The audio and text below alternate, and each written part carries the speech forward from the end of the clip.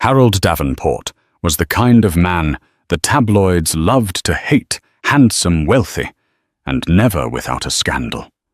But no one ever expected this particular drama to unfold in the glare of high society's most exclusive restaurant, especially not with his pregnant wife sobbing in the middle of it all. In just one heated moment, Harold shattered more than expensive dinnerware when he delivered a stinging slap across Evelyn's face. Witnesses stood frozen cell phones out, capturing every angle of the betrayal. Within hours, the video went viral, thrusting Harold and the secrets he'd worked so hard to hide straight into the spotlight. Harold Davenport prided himself on two things: his ability to close any business deal and his impeccable public persona. If you walked into the towering glass building that housed Davenport Investments, you'd be greeted by smiling receptionists, crisp-suited assistants, and a portrait of Harold himself that exuded both charm and power. Behind the scenes, he navigated labyrinthine deals with an iron will. He had started from modest beginnings, something he rarely shared openly, to become the city's most lauded real estate mogul. His name peppered the society pages alongside glamorous photos of his equally sophisticated wife, Evelyn Davenport. They appeared to be the epitome of a power couple.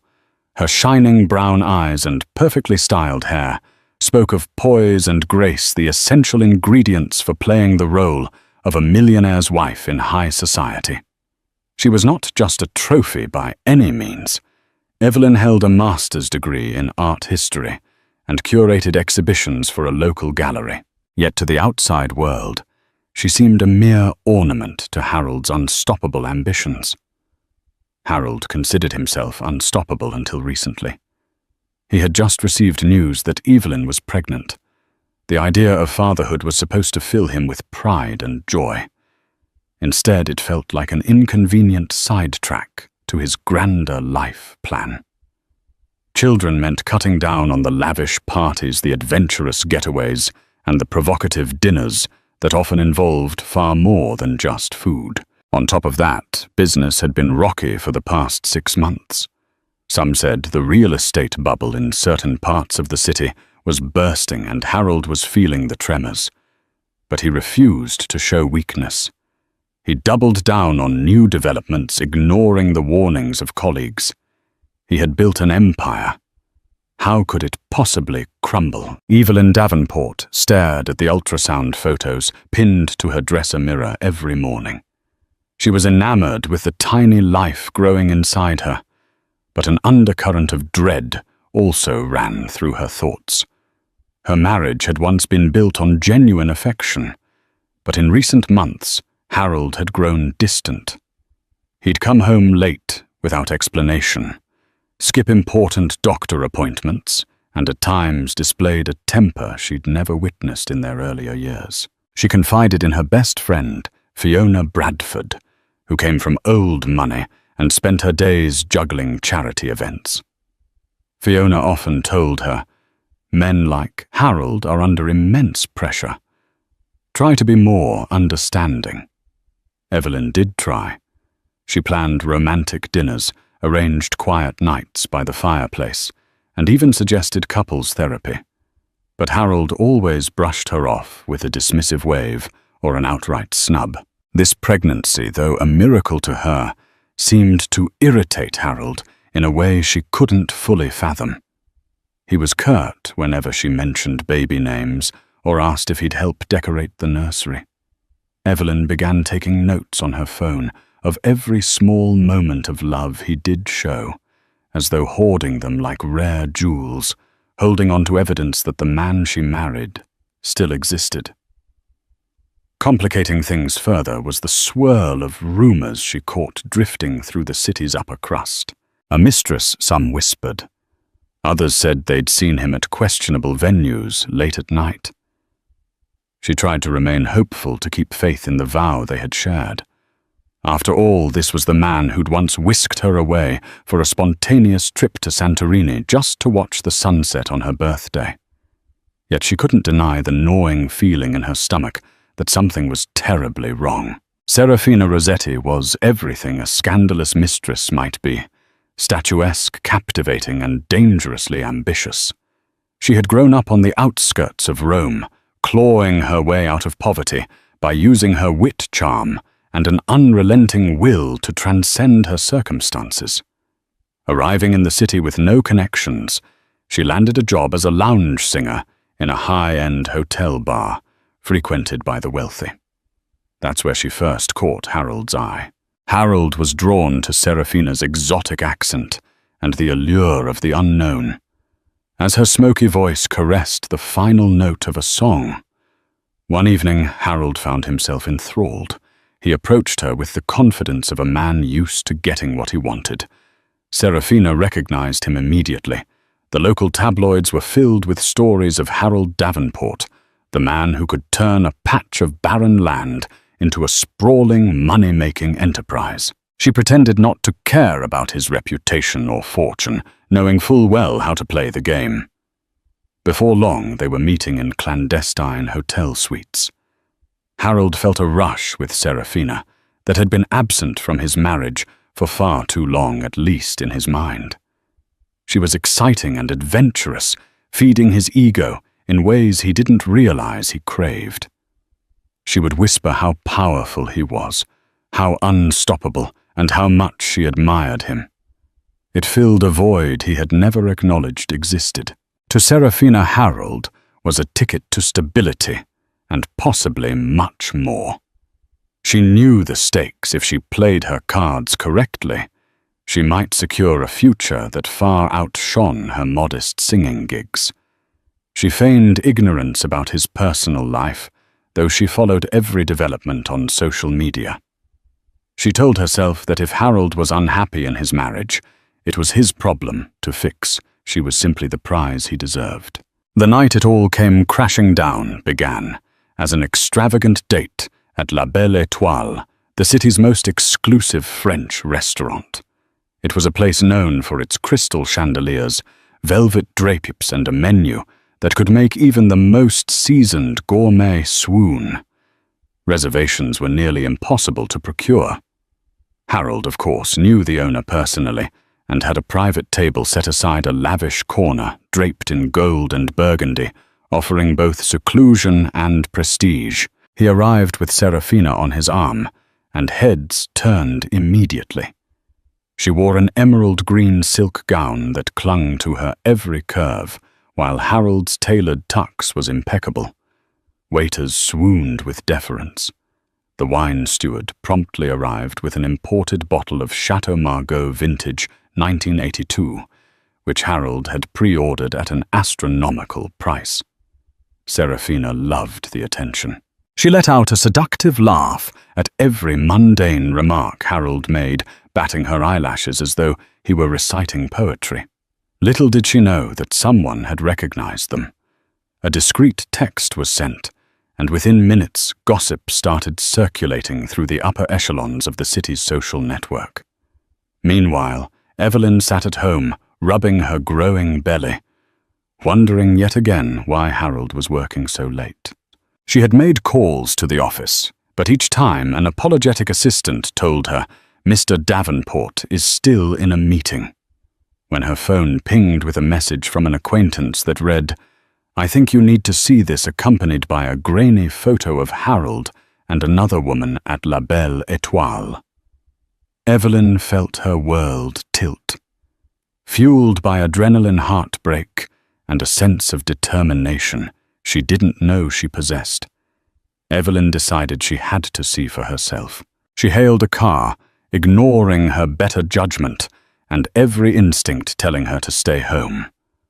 She headed straight for the restaurant, tears threatening to spill from her eyes as she clutched her phone to her chest. When Evelyn arrived at La Belle Étoile, her heart pounded so loudly she could barely hear the maitre d' asking for her reservation. She spotted Harold almost immediately across the dimly lit room. He was laughing, his face turned toward Serafina. For a moment, Evelyn couldn't breathe. It felt surreal, like a nightmare that stubbornly refused to end. She managed to slip past the staff, fueled by raw emotion. She stood trembling at the edge of the table. Her presence was so unexpected that Harold didn't notice her at first.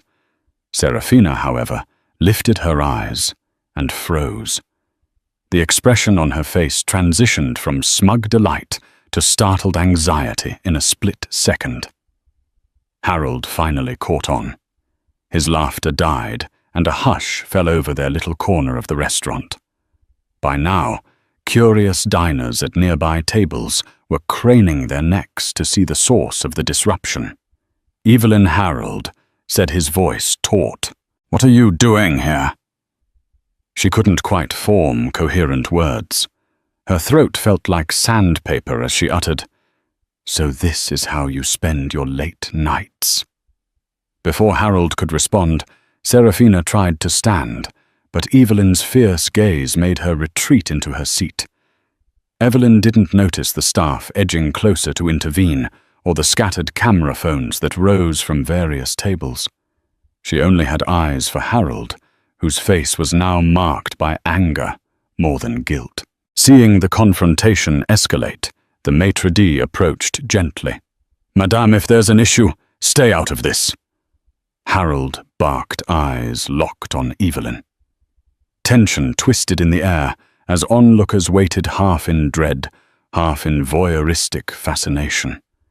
Evelyn's hands shook, not with fear, but with a mix of betrayal and heartbreak she could no longer contain. No one could have predicted how swiftly the situation would spiral. Evelyn, tears brimming, whispered, "How could you do this?" "You know I'm pregnant, Harold. I'm carrying your child."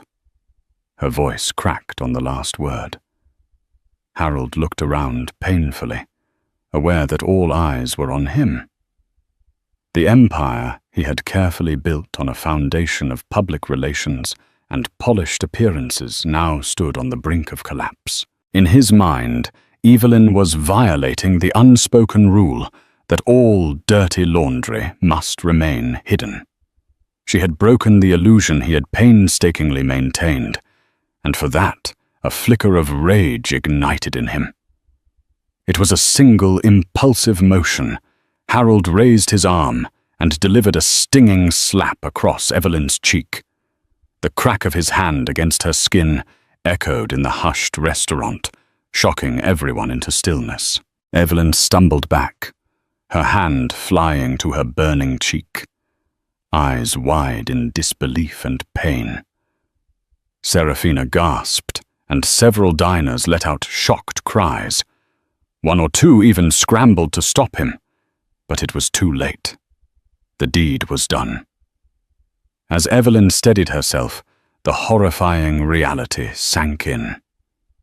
She was pregnant, vulnerable, and had just been struck by the man she once believed would protect her from all harm. Then the chaotic aftermath began. Concerned patrons rushed forward, some filming on their phones. A couple of women attempted to console Evelyn, while others shouted at Harold, calling him out for his abuse. Restaurant security threatened to call the police, but Harold, with his connections, somehow dodged immediate trouble. He stood rooted, as if he couldn't quite comprehend what he'd done. Serafina was pulling at his arm, begging him to leave before the authorities arrived. Evelyn, tears streaming down her face, could hardly breathe.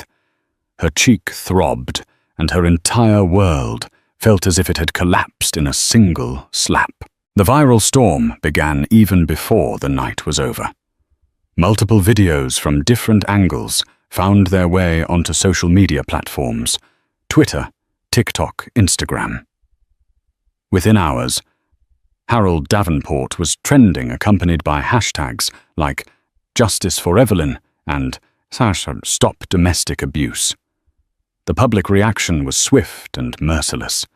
Even those who had never heard of Harold Davenport before chimed in, condemning his actions as monstrous. By morning, local news channels picked up the story. Cynthia Morgan, a well-known news anchor, opened the day's broadcast with the scandalous footage. Experts chimed in, psychologists discussing domestic violence, lawyers speculating on potential legal consequences, and business analysts predicting the downfall of Davenport investments. If there was any doubt that Harold's reputation would weather this storm, it was erased by the sheer volume of denunciation flooding every media outlet. Evelyn, meanwhile, had spent a sleepless night at her friend Fiona's house. She found no peace there, either her phone vibrating constantly with messages of sympathy, outrage, and offers for legal counsel. Paparazzi were already camping out near the gates, hoping to catch a glimpse of her. It was surreal watching her private pain turned into a public spectacle. Harold woke up to a house that felt empty despite its opulence. News vans crowded the street outside his mansion. Every attempt he made to contact Evelyn was met with silence. Even Serafina tried to call him several times, leaving frantic voicemails, but he ignored them. Harold's PR team scrambled to manage the crisis, urging him to issue a statement apologizing for his actions and expressing contrition. But Harold was too proud and perhaps too shocked to act rationally. He believed he could ride out the storm, just as he had navigated countless controversies before. Late that same day, Harold received the dreaded official notice he was summoned to appear in court the very next morning. It was no longer a matter of social media backlash or public perception. Now he faced real legal consequences. The charge was assault on his pregnant wife, no less. The severity of such an act was enough for the district attorney's office to take immediate action. Bernard Stein, a high-profile defense attorney on Harold's payroll, rushed over to the Davenport mansion as soon as he heard the news. Stein had seen his fair share of celebrity and high society cases, but even he seemed rattled. In the gleaming marble foyer, he told Harold in no uncertain terms, "The footage is everywhere. We can try damage control, but you must appear remorseful and cooperative in court. This isn't a tabloid rumor we can simply squash." Harold seethed at this notion of having to grovel. "I built this empire," he snapped, pacing restlessly, "and I'll be damned if I let it crumble because of one slip. Evelyn. She provoked me. She showed up uninvited, made a scene." Stein cut him off. "Do you hear yourself? That is not a defense. You slapped her. And she's pregnant. The public outcry alone is enough to doom you if we don't handle this very, very carefully." He stressed again the importance of a heartfelt apology, possibly even a settlement, anything to prevent a drawn-out criminal trial. Reluctantly, Harold agreed to follow Stein's guidance, but he refused to see Evelyn or even attempt a direct apology. Pride and anger still clouded his judgment, overshadowing any rational thought. His mind whirled with blame and resentment for Evelyn, for the diners who had filmed him, even for Serafina, whose presence had set the stage for the entire spectacle. While Harold prepared his defensive strategy, Evelyn faced a far more tumultuous emotional storm. She was holed up in Fiona's guest room, drifting between tearful breakdowns and bouts of numbness. Her cheek still bore a faint bruise, and every time she glimpsed her reflection, she felt a jolt of anguish mixed with disbelief. When she placed a hand over her belly, she worried not just for her own future, but for the innocent child growing inside her. Through the door, Fiona tried to coax her with tea-soft music or heartfelt reassurances. Evelyn appreciated the support, but she felt trapped in a nightmare she never asked for. A flurry of phone calls from advocacy groups, lawyers, and journalists only added to the confusion. While some demanded she press charges and make a public statement, others urged her to remember that Harold was a powerful man with the means to retaliate. Even her own parents, who lived in another state, left voicemails begging her to come home away from the media frenzy. Eventually, Evelyn allowed Fiona to connect her with a legal advocate named Janet Morales, who specialized in domestic violence cases. Janet arrived at Fiona's house, a calm, steady presence in the midst of chaos. She explained the legal options available to Evelyn, from restraining orders to possible civil suits. Evelyn listened quietly, feeling the weight of the decisions she needed to make. Her mind wandered to the early days of her relationship with Harold, their honeymoon in Bali, the nights they spent dreaming about their future, the moment they decided to try for a child. Each memory felt like a shard of broken glass, once whole and dazzling, now painful and scattered. Still, a determination flickered in her eyes. She wasn't just a victim. She was a mother, and she needed to protect herself and her unborn child, even if it meant taking the man she once loved to court. The next morning, the courthouse was abuzz with reporters, photographers, and curious onlookers.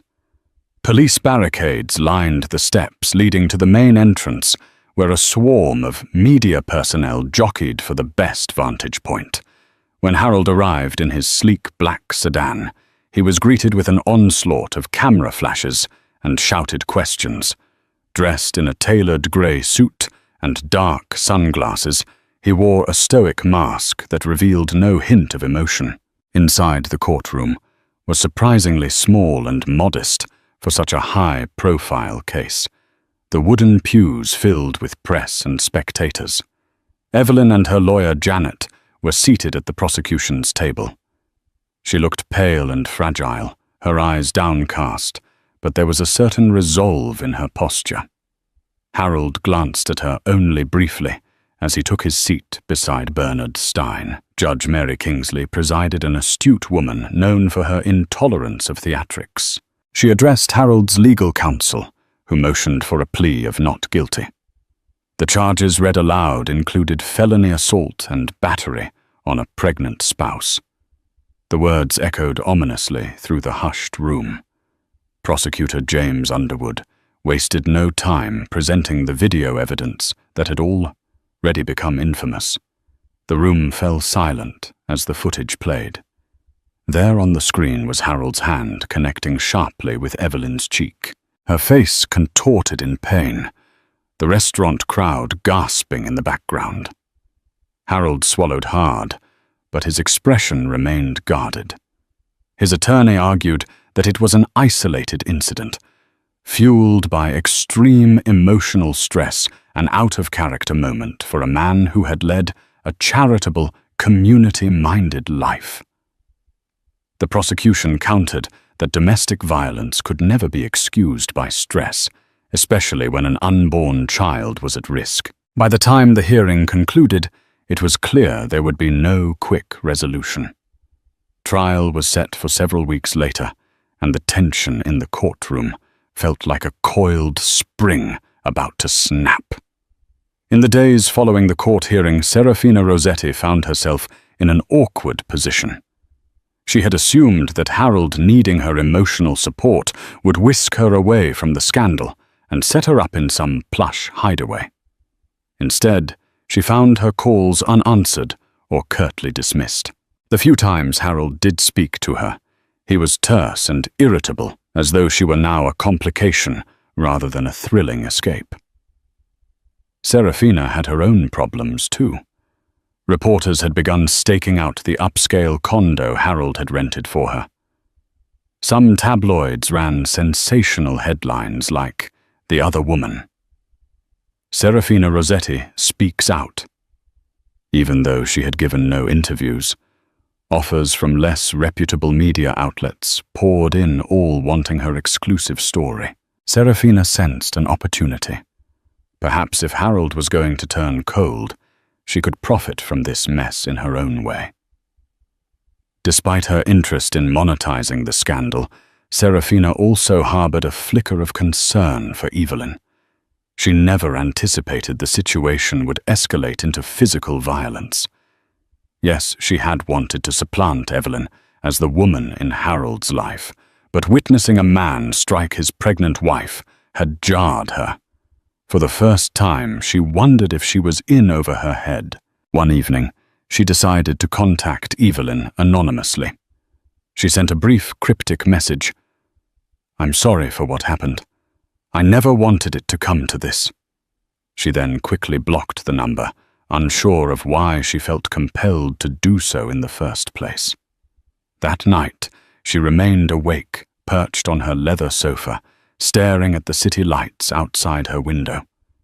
She had spent a lifetime fighting for a better existence, convinced that the ends justified the means. But as she peered into her own future, she suddenly realized she might be standing on a precarious tightrope, one misstep away from losing everything. Harold Davenport's PR team had never faced a crisis of this magnitude. Usually they managed to paint him as a charitable businessman, someone who hosted lavish galas for hospitals, sponsored educational programs, and revitalized run-down neighborhoods. But the video of him striking Evelyn was impossible to spin. The public condemnation was fierce, and major corporate partners began distancing themselves. Stock in Davenport Investments took a nosedive. Shareholders were panicking, and the board of directors discreetly questioned Harold's ability to continue leading the company. Not one to accept defeat, quietly Harold held a meeting in his opulent office suite. The walls were lined with modern art, each piece meticulously chosen to convey sophistication. But on this day, the art's tranquility did nothing to calm the anxieties in the room. Board members, anxious and distrustful, demanded reassurance. Harold paced at the head of the long, polished table, trying to maintain composure. "We need to control the narrative," he insisted. "I've directed my lawyers to talk settlement with Evelyn. We can handle this quietly if she—" One of the older board members, James Chapman, interrupted. "Harold, with all due respect, you assaulted your pregnant wife on camera. There's no controlling that narrative, and if we don't distance ourselves, we risk the downfall of the entire firm." Murmurs of agreement echoed around the table. Harold's jaw tightened. He insisted that the scandal would blow over if they remained united. But the board members exchanged doubtful glances. In the hallways outside, staff whispered uncertain if they'd have a job in a few months. That evening, Harold retreated to his penthouse office. The city skyline spread before him. He clutched a glass of expensive scotch, staring at the reflection of a man he hardly recognized. His empire was teetering, and for the first time in his life, he had no idea how to save it. As Harold's world collapsed, the people in his orbit took sides. A handful of his longtime associates tried to stand by him, offering moral support and private sympathies. Most, however, withdrew out of self-preservation. Invitations to elite events dried up. Charity galas quietly removed his name from the guest lists, and those who once clamored for a seat at his table now avoided him. Evelyn, too, witnessed a shift in her social circle. Friends who had previously envied her lifestyle now reached out with genuine compassion, offering everything from free daycare advice to assistance in navigating the legal system.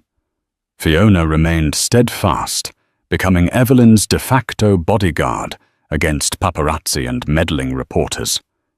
Meanwhile, the press had a field day, highlighting every single detail of Harold and Evelyn's life. Newspapers dug into Harold's financial dealings, revealing questionable partnerships and uncompleted real estate ventures. Speculative pieces claimed Davenport Investments was on the brink of bankruptcy. Journalists camped outside Fiona's suburban estate, snapping photos through telephoto lenses whenever Evelyn ventured outdoors for a doctor's appointment or a walk. Harold was enraged by the intrusion, even though he had no moral ground to stand on. In a rare moment of vulnerability, he asked Bernard Stein, "Is there any chance Evelyn will drop the charges?" Stein's expression was grim. "She's pressing forward, and the DA's office has ample evidence. If it goes to trial, you could face jail time, especially considering the severity of hitting a pregnant woman. Faced with the real possibility of incarceration, Harold felt the first tremors of fear. He was used to controlling everything. His company, his reputation, his personal relationships. But now the grip he had on his world was slipping, and all he could do was watch it fall. Evelyn spent her days juggling medical checkups with legal consultations. The unborn child remained her top priority, and each ultrasound brought both hope and anxiety.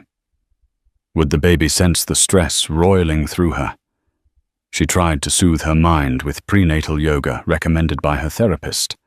The sessions offered brief respite, but the looming trial kept her nerves on edge.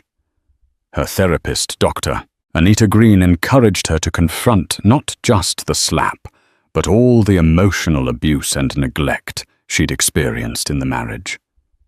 In one session, Evelyn sobbed as she recounted the nights she would wait hours on end for Harold to return home, only to be met with indifference or scorn. She realized that the violent act at La Belle Étoile was just the tip of a dangerous iceberg, and recognizing this made her simultaneously furious and fearful. Meanwhile, Harold's lawyers tried multiple strategies, proposing a private reconciliation, dangling a generous financial settlement, and even floating the idea of joint public statements about marital discord. Each offer was swiftly rejected. Evelyn was no longer the timid spouse who would do anything to keep the peace. The baby changed everything for her, instilling a fierce resolve to ensure a better future, free from deceit and fear. Late at night, Evelyn lay awake in Fiona's guest bed, replaying the slap in her mind. She saw Harold's eyes burning with rage, felt the sting on her cheek anew. For the first time, she truly comprehended the fragility of her own existence and her child's. She had loved Harold once deeply, but she couldn't excuse what he'd done. In that dark stillness, she resolved to see this through to the end, no matter how daunting the road might be. As the trial date approached, both sides engaged in a flurry of legal maneuvers. Bernard Stein filed motions to suppress certain witness testimonies and to dispute the chain of custody for the restaurant video. The prosecution, led by James Underwood, countered with motions of their own, seeking to highlight Harold's history of emotional neglect and to call Serafina Rossetti as a witness. Serafina found herself in a precarious position. She had no desire to appear in court, especially knowing that the defense would paint her as a gold-digging mistress. Yet she also sensed an opportunity to exact some form of revenge on Harold for discarding her so callously once the scandal erupted. After consulting with a lawyer of her own, Serafina begrudgingly agreed to cooperate with the prosecution's subpoena. The court of public opinion, however, was far swifter. The tabloids labeled Serafina as a home wrecker and the vamp who lured Harold astray. Commentators on morning talk shows debated whether she deserved blame or sympathy. Serafina found the sudden fame both alluring and terrifying, as she realized her once private life was now fodder for gossip and judgment. Inside Davenport Investments, the board of directors held emergency sessions without Harold.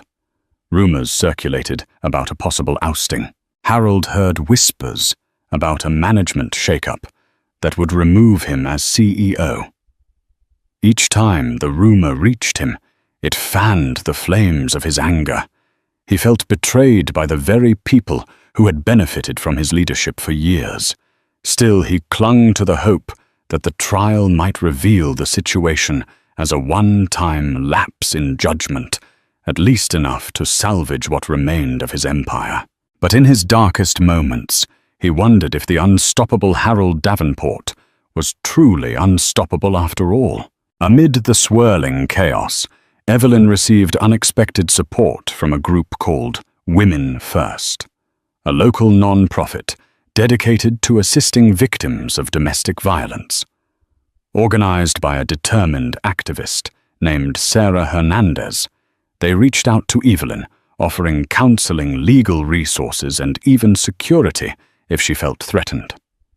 Though initially wary of involving outsiders, Evelyn discovered a comforting sense of solidarity in their presence. Harold, in a rare moment of contrition, attempted to send Evelyn a bouquet of white roses and a handwritten note saying, "For the sake of our child, let's find a peaceful resolution." Evelyn never responded. She handed the note to her lawyer, who added it to the growing file of communications, unsure if it might be a ploy to manipulate the legal proceedings. Around the same time, a former employee of Davenport Investments named Marcus Lee came forward sharing that Harold had once verbally abused him in a private meeting. Marcus provided an affidavit describing Harold as a tyrant prone to explosive temper tantrums whenever challenged. While this testimony wasn't directly linked to Evelyn's assault, it added to the damning portrait of a man with little regard for those around him. Evelyn started to wonder if she ever truly knew Harold at all. She had been entranced by his charm, his success, and the beautiful life he offered. Perhaps she had been just another piece in his carefully curated public image. This realization fueled her resolve for justice. She began to understand that the trial was about more than just a single slap. It was about holding Harold accountable for a pattern of abuse. Late at night, she wrote in her journal, "I'm not fighting just for me. I'm fighting for every woman who's been silenced by fear, every child who deserves a loving home, and the future I want for my baby." The courtroom buzzed like a hive on the first morning of the trial. Long before the doors opened, reporters crowded the courthouse steps, their breath fogging in the early morning chill.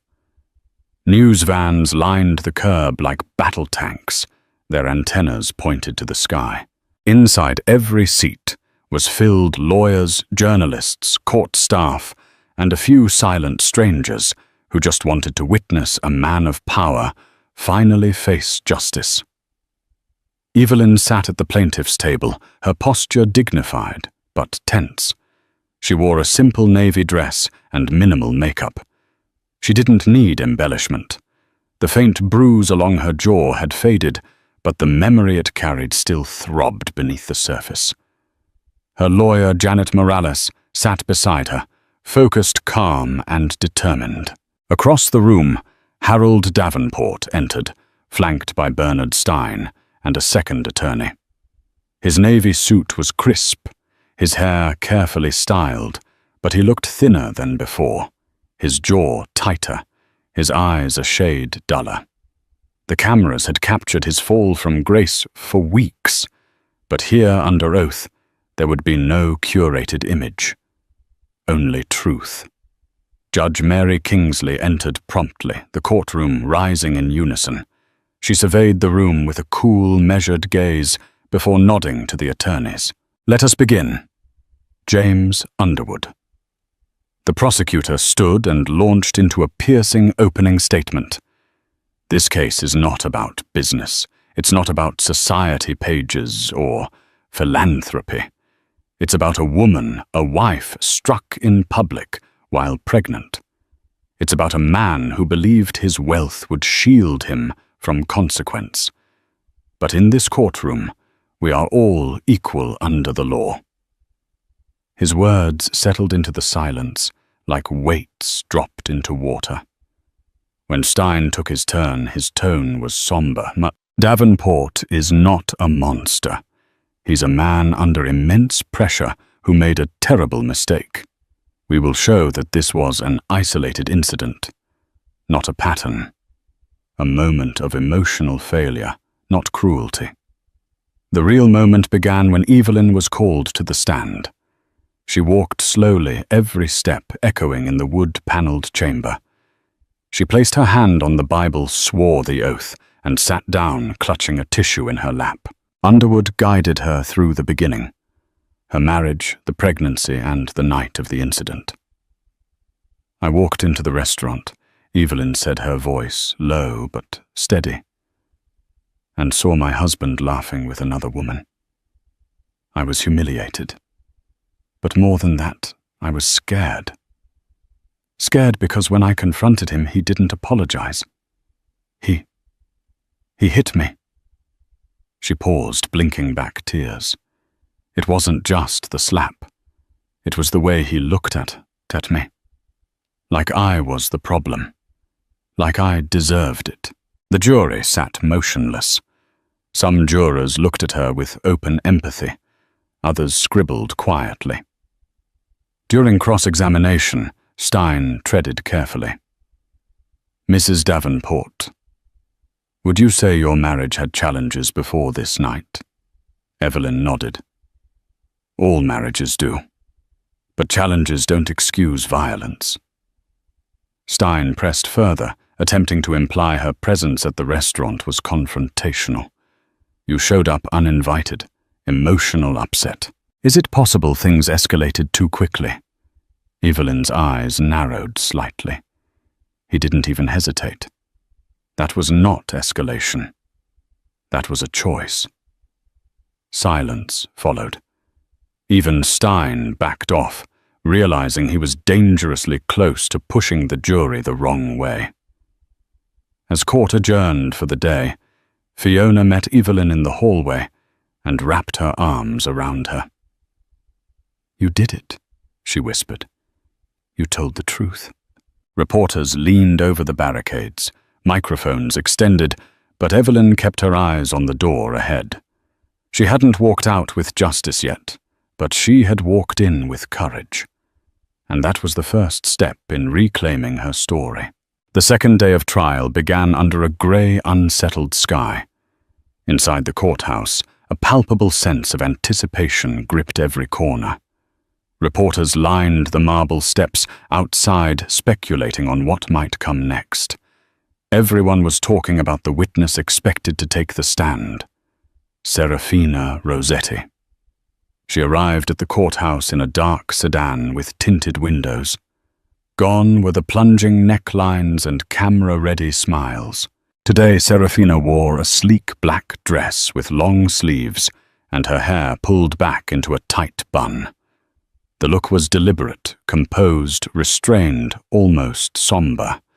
The court bailiff led her through the back entrance, but not before a few quick shutter clicks from alert photographers caught her profile. Inside the courtroom, the atmosphere was electric. As Serafina walked down the aisle to the witness stand, Evelyn kept her gaze straight ahead, jaw tight. Fiona, seated beside her, offered a comforting squeeze of the hand. Across the room, Harold shifted in his seat, eyes unreadable. Prosecutor James Underwood began slowly. Ms. Rossetti, thank you for being here. Could you tell the court how you first met Mr. Davenport? Serafina's voice was low but clear. We met at the Grand Regent Hotel lounge. I was singing at the piano bar. He approached me after my set. And when did the relationship become romantic? Serafina hesitated. A few weeks later. He said he was unhappy in his marriage. I believed him. The gallery murmured. Underwood pressed gently. Can you describe Harold's demeanor during your time together? He was intense, controlling in subtle ways, but also charming. He made grand gestures, lavish dinners, gifts, but when things didn't go his way, his temper flared. She glanced briefly at Harold, especially the night at La Belle Étoile. Underwood nodded. Can you describe what you witnessed that night? Serafina inhaled. He was already tense before Evelyn arrived. He called her names, said she was always nagging him about the baby. When she showed up, he panicked. But what shocked me most was how quickly the slap came. 1 second, he was glaring. The next, he struck her. There was no hesitation. Gasps echoed through the room. Harold's eyes darkened, his jaw tight. Bernard Stein, stood for cross-examination, Ms. Rossetti, he began coolly. How long have you known the prosecution intended to call you as a witness? A few weeks, she replied. During that time, did you speak to any media outlets? No. Did you consider selling your story? No, she said, a slight edge to her voice. But you must be aware that your name is now trending online. The mistress who helped take down Harold Davenport. That has value, does it not? Serafina didn't flinch. I didn't come here for value. I came to tell the truth. Isn't it true you continued seeing Mr. Davenport, even after knowing he was married? Yes, she said, her tone sharp now. But I never expected to witness violence. That changed everything. Stein backed off, sensing the jury was leaning toward her. She had delivered more than testimony. She had added depth to the prosecution's portrait of Harold as a man who didn't just lose his temper, but simmered with rage beneath the surface. Next came Marcus Lee, the former Davenport Investments employee. A young man in his early 30s, Marcus spoke with nervous energy. He recounted an incident where Harold screamed at him in a closed-door meeting and threatened to end his career over a missed contract clause. It was just paperwork, Marcus said, but he exploded. I walked out that day and never looked back. Though not directly tied to the incident, with Evelyn Marcus's account, bolstered the image of a man who used intimidation as a tool. By the end of day 2, the prosecution had laid out a pattern, not one of a single mistake, but of a man whose power insulated him from consequences until now. As the judge adjourned for the day, Evelyn caught Serafina's eye just briefly. For a fleeting second, there was no animosity between them, just the silent acknowledgement of a shared wound. By the 3rd day of trial, tension gripped the courtroom like a coiled spring. The prosecution had delivered a series of powerful testimonies, from Evelyn's haunting account to Serafina's damning implications, and now the defense was left with a singular risky strategy: put Harold on the stand. Bernard Stein wasn't fully confident in the decision, but Harold had insisted. He believed his voice could sway the jury, that his carefully practiced charm and narrative of stress and misjudgment might tilt the scales in his favor. After all, he had talked his way out of worse, or so he thought. The courtroom hushed as Harold rose, straightening his blazer and taking measured steps toward the witness box. The judge nodded. You may proceed. He took a breath and began. I grew up with nothing, Harold said, eyes flicking to the jury. A 1-bedroom apartment, a single mother who worked 2 jobs.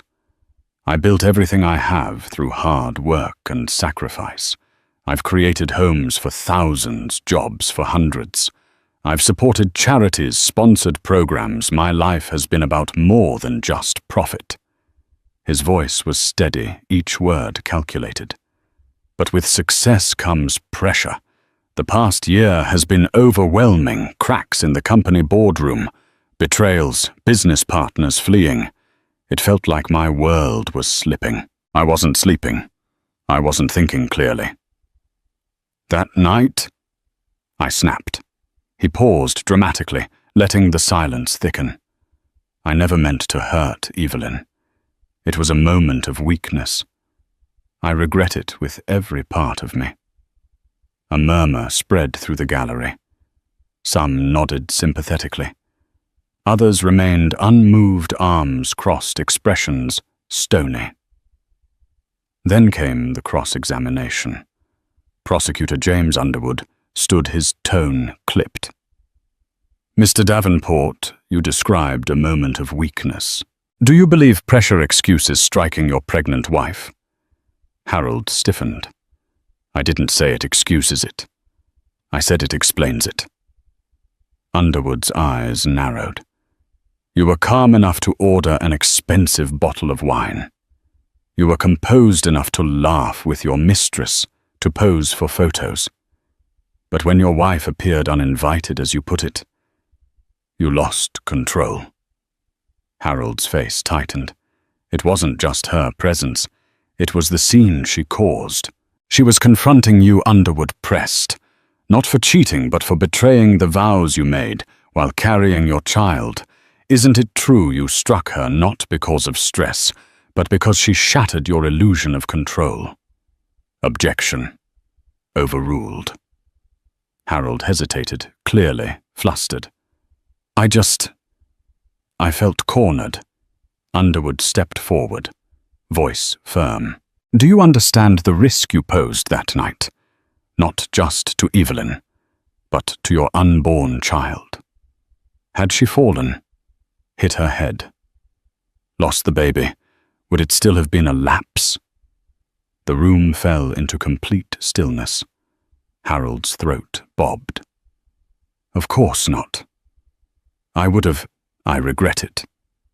Regret doesn't erase action, Mr. Davenport, Underwood said sharply, especially when that action is a violent assault. Stein winced slightly from the defense table. Harold's carefully built narrative was unraveling under the prosecutor's precision. After stepping down, Harold returned to his seat, visibly shaken. He leaned toward Stein, whispering something urgent. But his attorney's silence spoke louder than words. The damage had been done. In an effort to salvage the moment, the defense presented a slideshow of Harold's philanthropic endeavors, ribbon cuttings, charity auctions, photos of him handing oversized checks to children's hospitals. But to the jury, these gestures felt disconnected, like hollow set pieces in a life too carefully staged. From the gallery, Evelyn watched quietly, her fingers resting on her belly.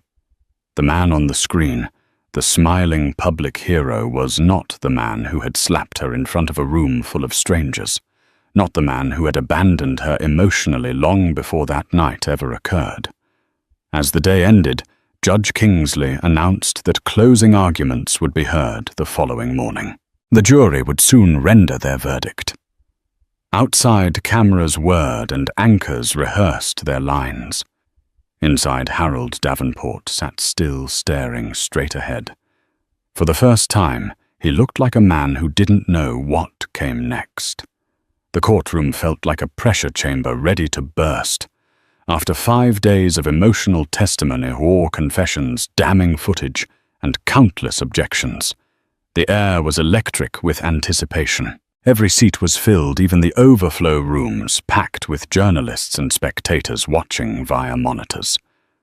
Evelyn sat flanked by her attorney, Janet Morales, and Fiona, who gripped her hand tightly. Her breathing was slow, measured, her eyes distant, as if she were trying to float above the gravity of the moment. At the defense table, Harold sat unusually still. Gone was the arrogant tilt of his chin, the impervious glint in his eyes. His hands were folded tightly in his lap, fingers interlocked, knuckles pale. Bernard Stein leaned in and whispered something, but Harold gave no indication he'd heard. His gaze was locked forward, staring into a future he could no longer control. The jury filed in each face, solemn, many avoiding Harold's eyes.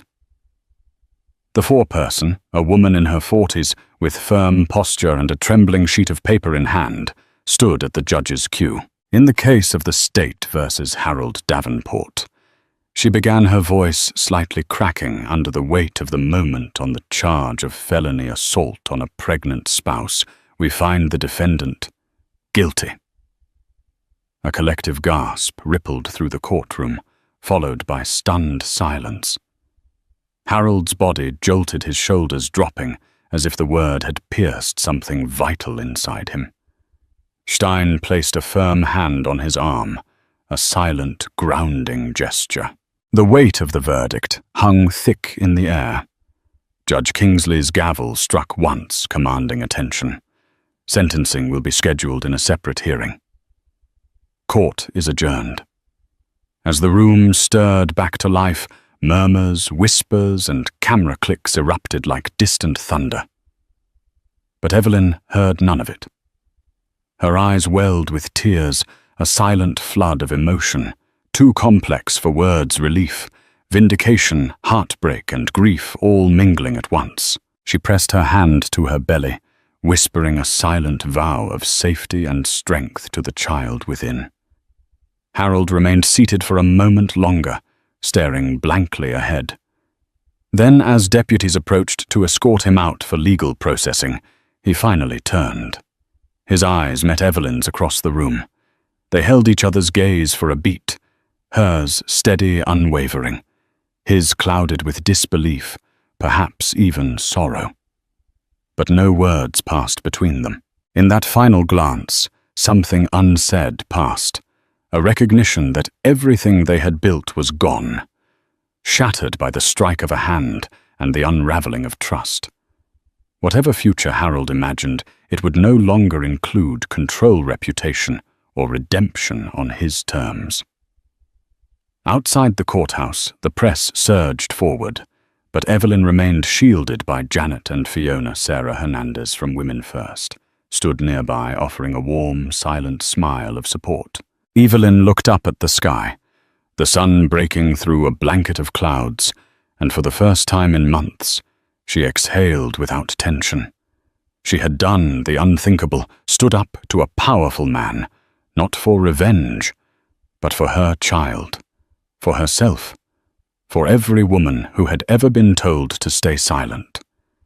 And though the road ahead remained uncertain, co-parenting, healing, rebuilding, it was hers to walk now free of fear.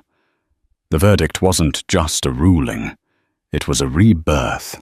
And so ends the saga of the millionaire whose pride and betrayal sparked a dramatic courtroom reckoning. Harold Davenport, once considered invincible, now faces the very real consequences of his choices. Meanwhile, Evelyn stands as a testament to courage, showing that even in the darkest hours, hope and justice can prevail. As she places a protective hand over her growing belly, she looks toward a future in which her child will never know the weight of fear or silence. If this story moved you, if you found yourself rooting for justice and resolution, please let us know by hitting the like button. Share it with your friends to spark important conversations about accountability and empathy. And don't forget to subscribe to our channel for more compelling tales that shine a light on the complexities of human relationships. Thank you for watching, and we'll see you in the next story. The winter wind bit through her threadbare coat, but Sarah Donovan barely noticed. Strolling past neon-lit windows, she couldn't ignore the relentless ache in her belly, an ache caused by hunger and the 6-month child she carried.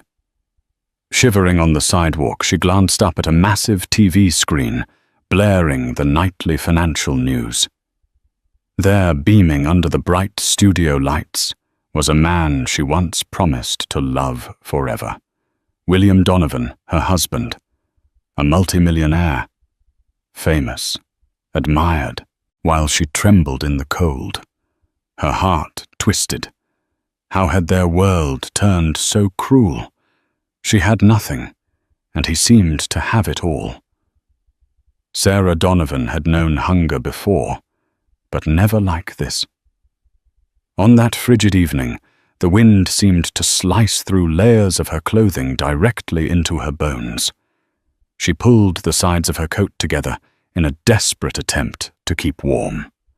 Through the swirling snowflakes, she could just make out the bright, flashing monitors in Times Square.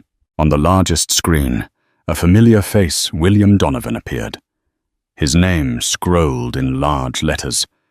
Tech Investor of the Year. Applause thundered behind him in the recorded clip. Brightly lit, he was addressing a hall filled with wealth, power, and cameras from CNN, CNBC, and local networks. Sarah couldn't tear her eyes away. That face, the strong jaw, the slight smile that once reassured her everything would be all right. Now he looked polished, exuding confidence. She hadn't seen him in person for almost a year. Her chest clenched with memories of the day he walked out, arguments about money and ambition overshadowing their love. She'd tried to reason with him to support him, but each conversation ended in a new fight, culminating in the shocking decision he would succeed alone. The flickering billboard cut to a montage of images, William shaking hands with Mark Cuban at a tech conference, then introducing a pioneering piece of software in Silicon Valley. Sarah saw glimpses of glamorous parties William in a tailored tuxedo, accompanied by men and women she had never met. The talk show host concluded the segment by proclaiming, "William Donovan, America's newest business sensation." Then the screen blinked to a car commercial. Just like that, he vanished into the night. Sarah blinked back tears. There was a time William's arms had been her warm refuge, promising they'd face every storm side by side. And now, pregnant with his child, she walked alone on icy sidewalks, scrounging for a place to sleep. She was determined not to cry, but her emotions overwhelmed her as she gazed up at the ironically beautiful Christmas lights decorating the city. By all appearances, the world around her was celebrating, and she was surviving. Barely. She pressed a hand against her abdomen, feeling the slightest kick. "I'll take care of you," she whispered to the life inside her. It was a promise she intended to keep, though at that moment she wasn't sure how. When she turned away from the screen and stumbled onward, her foot snagged on a piece of broken pavement. A stinging pain shot through her ankle, and she nearly collapsed.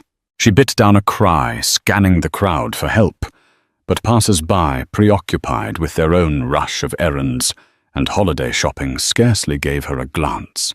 That's what life had become after she left the small studio in which she and William once lived, alone, invisible. Sarah's pride was bruised, but she refused to crumble. She passed by a bakery. Through the window, the smell of fresh bread made her stomach twist. She had to preserve her last dollar for the cheapest motel, a place with peeling wallpaper and barely functioning plumbing, but at least it was indoors. She stepped inside, bought a small roll and devoured it in 3 bites. Outside again, the wind roared, intensifying the city's clamor. Still clutching her abdomen, she decided that tomorrow everything had to change. She would find a job. She'd scour the city for help. She would not let her child enter this world with nothing but sorrow.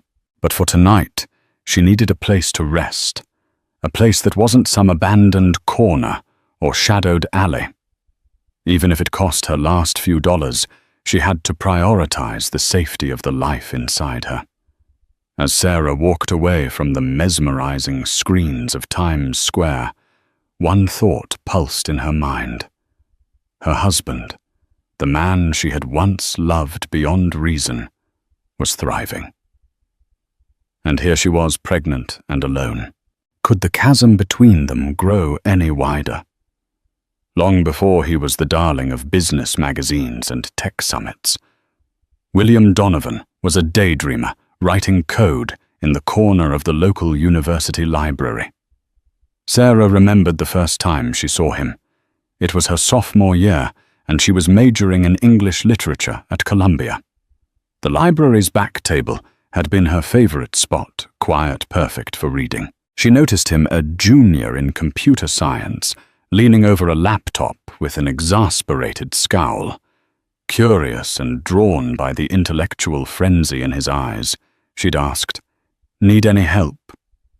Although Sarah barely understood advanced programming, the question sparked the first real conversation they ever had. William's exhausted face broke into the shyest of smiles, and she recalled thinking, "He's kind of cute under all that stress." They chatted about his class project, an algorithm for data compression. Sarah confessed she was more comfortable discussing Shakespeare than software, and he teased her gently. From that moment on, they were a constant presence in each other's lives. Their connection seemed effortless. He awakened her interest in technology's potential. She introduced him to literary classics, weaving in metaphors about love and ambition. They started dating by Christmas break of that year, with sweet, simple moments, late-night walks around campus, scrounging for cheap coffee in the student lounge, trying out new ramen spots around Manhattan.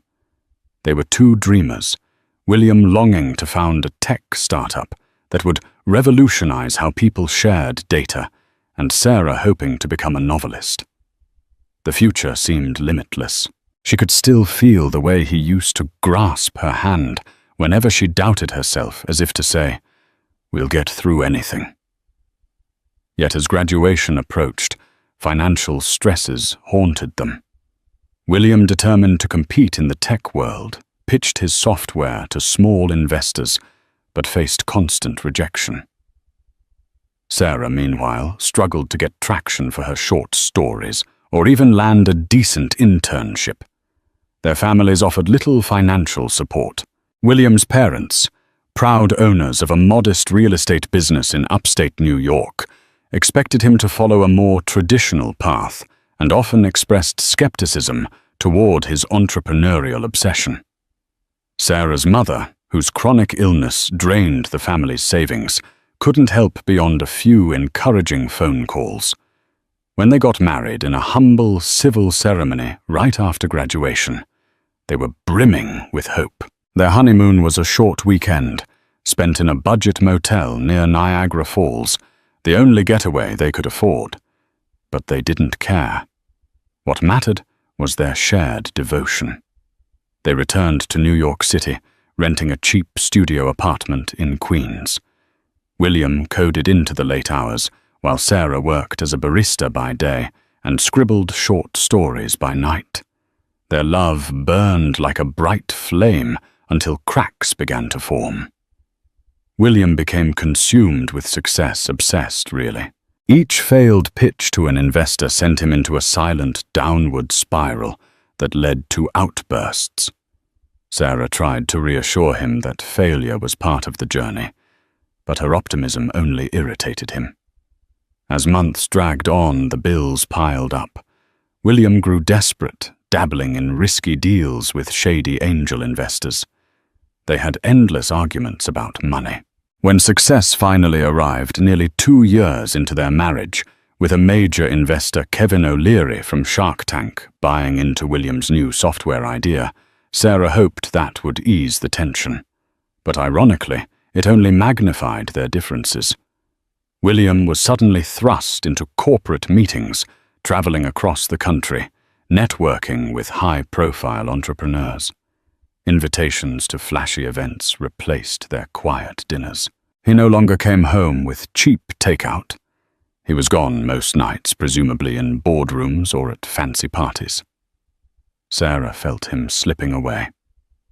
A year passed in that swirl of success, and Sarah was left behind, often alone, in their now upscale condo near Central Park. William's time was devoured by business calls and conferences on the West Coast. When he was home, he was distracted, fidgety, unwilling to share stories of his day. She remembered their final argument vividly. She'd asked him to spend one evening with her to reconnect. He retorted that she had no clue how hard he worked to keep them afloat, how she should be more grateful. That night ended with William storming out, slamming the door so hard it rattled the windows. He never came back. Days became weeks. Sarah's calls and texts went unanswered. Soon bank notices arrived explaining how William had switched all joint accounts to his name alone. Sarah had no income. Worse yet, 2 months later, she discovered she was pregnant. Fear overrode any bitterness, but desperation set in. Rent soared, her barista job didn't pay enough, and she could no longer afford the condo. Before long, she was forced onto the street. She tried contacting William's PR office, but the line always went to a polite assistant who left her on hold until she hung up in frustration. Now, witnessing his face on the giant screen in Times Square, that entire whirlwind of a past threatened to engulf her. She reminded herself of one vow she'd made, standing in that battered apartment with an eviction notice in hand. I will survive and protect this child. If the father refused to care, she would find a way. She would not become just another nameless tragedy in the city's underbelly. Morning brought little relief from the cold. Sarah woke on a narrow, squeaky bed in the cheapest motel she could find. The heater rattled uselessly, barely keeping the air above freezing. She had about $15, left enough for a couple of cheap sandwiches, maybe bus fare if she wanted to head to the next shelter. But Sarah was stubborn. She believed there had to be something better. She packed her meager belongings, a change of clothes, her worn copy of Emily Dickinson's poems, a phone with a cracked screen that almost never picked up a signal. Everything fit into a single bag. Every step outside felt like walking through a wind tunnel. She knew she had to find help soon. A pregnant woman living on the streets was a tragedy waiting to happen. She headed to the nearest public library, an older building with classical columns, seeking warmth and free internet to look for job openings. Inside, near the community bulletin board, she found a flyer advertising a free women's shelter in Brooklyn. It promised hot meals counseling and prenatal support. She tore off the address tab. This might be my best chance, she thought, shoulders relaxing slightly for the first time in days. She hopped on a bus, ignoring the pitying looks from a couple of other passengers. Upon arrival, she found the shelter nestled in a quiet neighborhood. The building was large, with peeling paint and sagging steps, but the warmth she felt when she walked inside was immediate and comforting. A friendly volunteer named Rebecca greeted her with a kind smile. After scribbling her name on a form, Sarah was shown to a cramped but clean room shared with 3 other women. Each cot had fresh blankets and a small side table. Meals are served at 7 in the morning and 6 in the evening, Rebecca explained. We also have prenatal checkups every Friday with a visiting nurse from Bellevue Hospital. Sarah nearly cried with relief. A medical checkup was a blessing. She hadn't seen a doctor since learning of her pregnancy. Rebecca chatted with her for a while, asking about her situation. Though Sarah felt hesitant to reveal too much, there was something about Rebecca's gentle nature that encouraged honesty. She admitted her husband had left, that he was well off, and that she had nowhere else to go. Rebecca listened, never judging, then simply patted Sarah's shoulder. You'll be safe here. You'll get back on your feet. I'm here if you need anything, Rebecca offered. Those words of encouragement did more for Sarah's spirit than anything had in months. That first night in the shelter, Sarah lay in the dark, hearing the muffled snores of her roommates. She felt a faint flutter within her baby moving. I'm not alone, she reminded herself. This life inside her gave her purpose. She recalled an old Emily Dickinson line. She loved something about hope being a thing with feathers. That hope had perched in her soul, refusing to abandon her even in life's darkest corners. The next morning she joined the breakfast queue. The food wasn't luxurious oatmeal, a banana-powdered orange juice, but it was warm and nourishing. Some of the residents eyed her suspiciously. They were all at different points in life's struggles, yet in their gazes, Sarah sensed a silent camaraderie that had been missing in her life for so long. As she sat down to eat, Rebecca joined her. We have a job support program, Rebecca said, her voice quiet. You'd get help writing a resume, searching for openings, maybe training. I know it can be tough to find something with no stable address, but we can try. Sarah nodded eagerly. That would be great, she replied. swallowing a surge of gratitude. She was ready to do anything office cleaning retail, anything that would help her earn enough for a deposit on a small apartment. But as she scrolled through job listings later that day, a rerun of a business show played on the shelter's TV in the lounge. They were discussing William Donovan again. A celebrity investor, Mark Cuban, had praised William's entrepreneurial drive, suggesting he was the future of American tech. Hearing the news anchor casually mention her husband's name felt like a punch to the gut. He was more successful than she'd even imagined. She took a deep breath, forced herself to look away from the screen and told herself, "This is my life now, and I'm not giving up." She wasn't sure if she hated him, missed him, or simply wished none of this had happened. All she knew was that she had to survive, and she would on her own terms. At precisely 9 in the morning the following Friday, Sarah waited in a makeshift exam room set up in the shelter's converted rec hall. Worn curtains partitioned the space.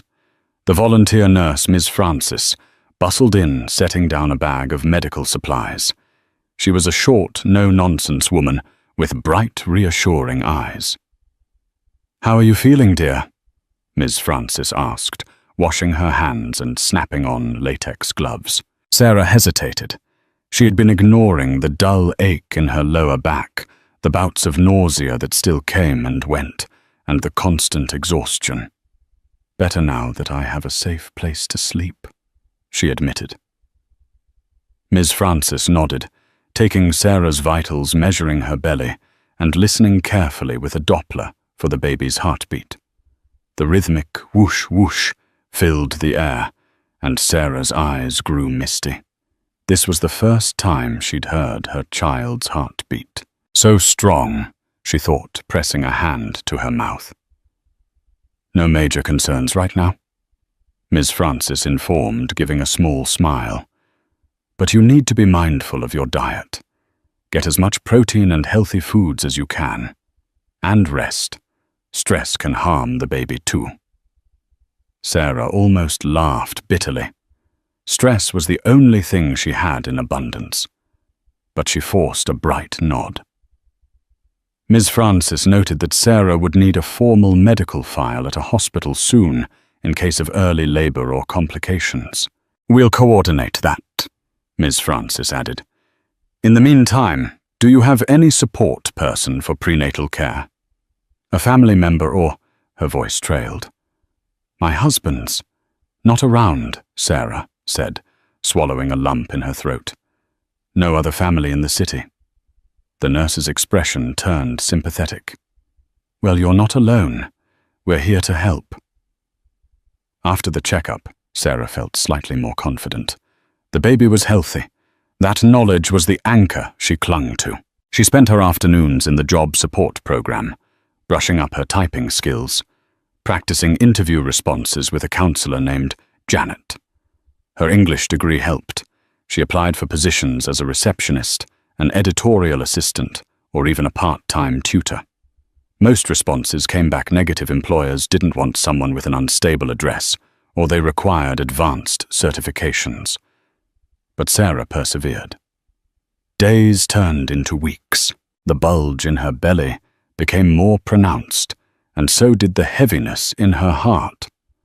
She tried to keep track of the outside world, scanning newspapers in the library for job ads, occasionally glimpsing headlines about William Donovan's skyrocketing success. One day the paper featured a photograph of him leaving a high-end restaurant with a tall, elegant woman wearing designer clothes. The photo caption labeled her as Madeline Ashford, potential new business partner. Sarah's throat tightened. She glanced at her own reflection in the library window. Rumpled coat eyes ringed with fatigue. If William had moved on personally, was she even a memory? That evening her back pains grew sharper, and she realized with dread that her pregnancy was entering a stage where she would soon need consistent medical care. She couldn't keep skipping checkups or rely solely on the shelter nurse. She also worried about finances, diapers, baby clothes, a crib. Where would she get them? She'd joined a waiting list for government assistance, but bureaucracy moved at a snail's pace. Sarah found herself weeping some nights, the future an ominous shadow. Yet each morning she recalled the baby's heartbeat, reminding herself there was no choice but forward. One particularly cold day, she forced herself to walk 3 miles in the slushy streets to follow up on a potential receptionist position. She arrived soaked and shivering.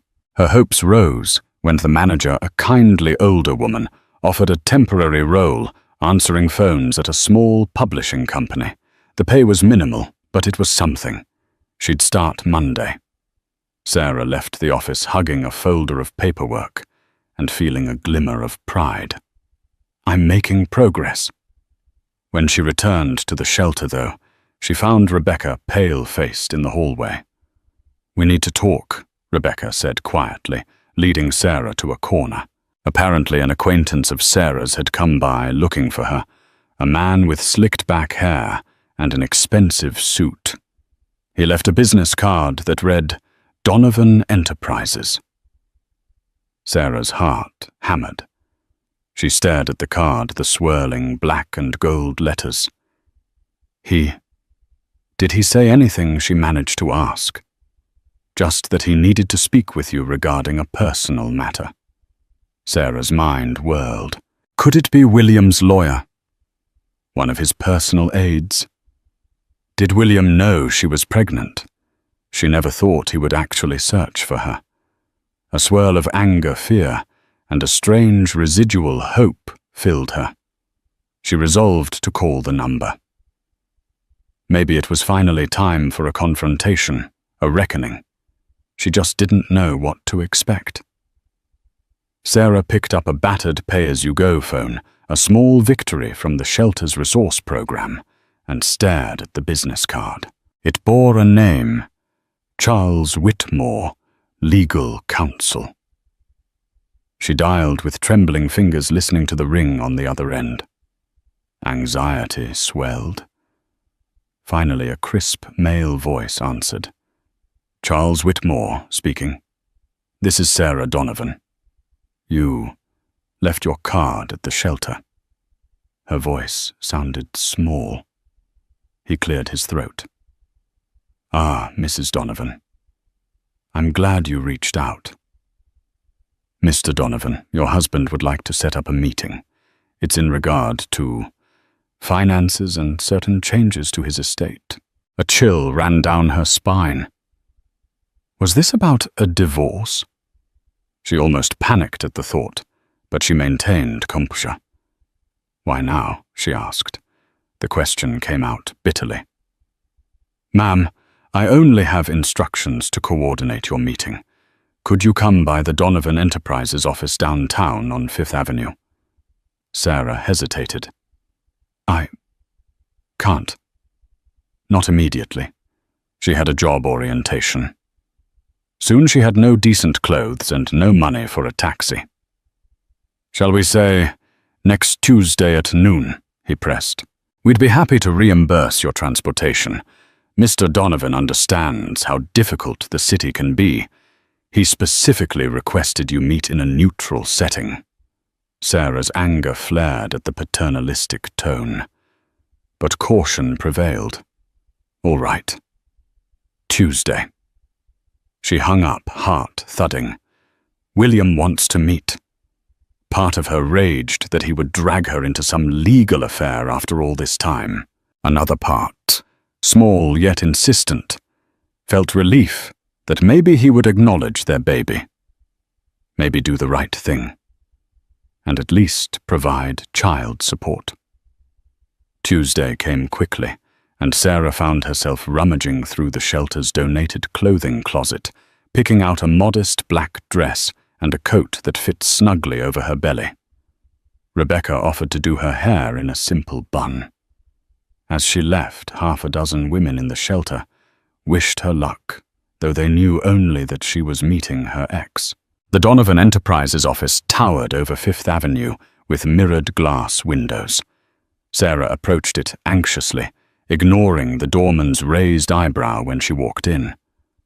The marble-floored lobby gleamed, and well-dressed professionals hurried past, exuding an air of wealth.